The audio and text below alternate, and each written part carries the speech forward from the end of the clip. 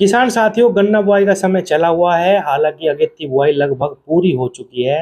अब सरसों के पीछे का गन्ना लगाया जाएगा, यानी जिन खेतों में सरसों खड़ी है उसकी कटाई के बाद थोड़ी सी बुआई वो होगी और उसके बाद बड़े लेवल पे फिर से जो गेहूं के खेत हैं उनकी हार्वेस्टिंग के बाद फिर से बड़े लेवल पे गन्ने की बुआई करी जाएगी। अभी भी कई किसान साथी गन्ना बुआई की दवा को लेकर बहुत भ्रमित हैं कि हम किस दवा का इस्तेमाल करें जिससे हमें बहुत अच्छा रिजल्ट मिले। किसान भाइयों, सबसे पहले तो मैं आपको आज एक बात बताना चाहता हूँ।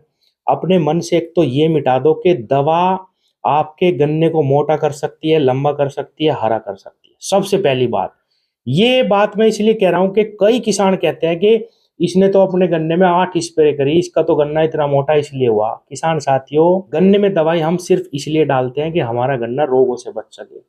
हाँ, अगर रोग से बचेगा तो उसकी स्वतः ही ग्रोथ अच्छी होगी। इसीलिए हमें सही समय पे 1 या 2 दवाओं का कॉम्बिनेशन बना के अपने गन्ने पे स्प्रे करते रहना चाहिए।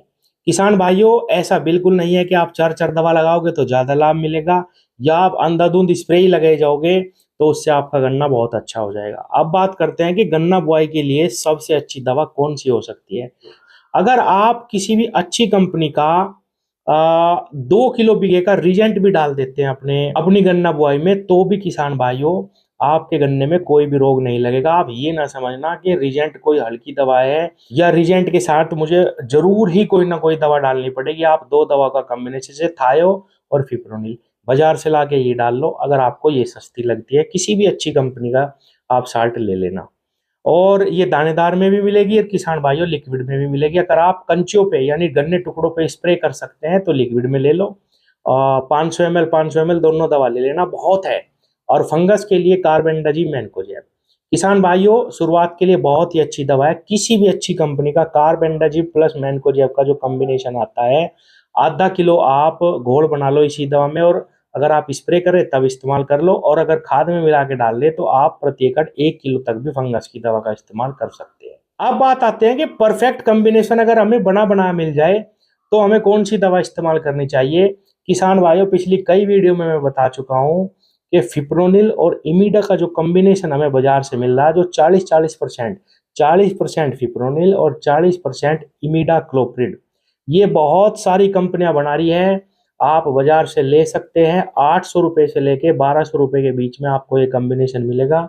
100 ग्राम दवाई प्रति एकड़ बहुत है, और कोई भी दवा लगाने की जरूरत नहीं है कि भाई इसके साथ आप और कोई दवा लगाएं। हाँ, फंगस की कोई दवा मिलाना चाहते हैं तो मिला सकते हैं।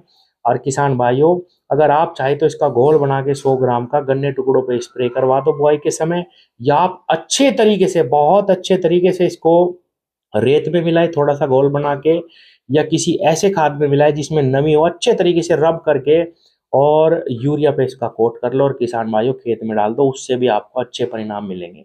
तो ऐसा बिल्कुल नहीं है कि कोई स्पेशल ऐसी दवा है जिसके बहुत ज्यादा ही लाभ मिलते हो किसानों को, या किसानों में एक भ्रम ये भी है कि भाई कोई ऐसी दवा बता दो जो 3 महीने के 4 महीने के रिजल्ट दे दे। ऐसा बिल्कुल नहीं है किसान भाइयों।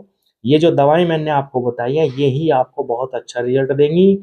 सस्ती दवा का प्रयोग करो, अच्छी कंपनी की दवा का प्रयोग करो, और किसान भाइयों ज्यादा से ज्यादा 2 दवा का कॉम्बिनेशन बना के अपने खेत में इस्तेमाल करो, और बदल बदल के अपने खेतों में आप स्प्रे लगाते रहना। बाद में भी जैसे 30 दिन में 40 दिन में एक अपना रोटेशन बना लो कि भाई इस बार मैंने प्रोफेनाफॉस करी, अगली बार मैं थायो लैम्ब्डा का कॉम्बिनेशन इस्तेमाल कर लूंगा, उसके बाद मैं बाइफेंथ्रीन का इस्तेमाल कर लूंगा।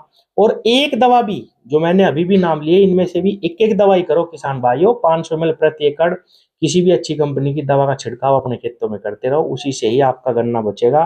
3-3 4-4 दवाओं से बिल्कुल कोई फर्क नहीं आने का। या बेस्ट सबसे यही है कि आप 40% इमीडा और 40% फिप्रोनिल का जो कॉम्बिनेशन आता है उसे अपने गन्ने टुकड़ों पे लगाओ, और किसान भाइयों उसी से ही आपको बहुत अच्छा लाभ मिलेगा। धन्यवाद।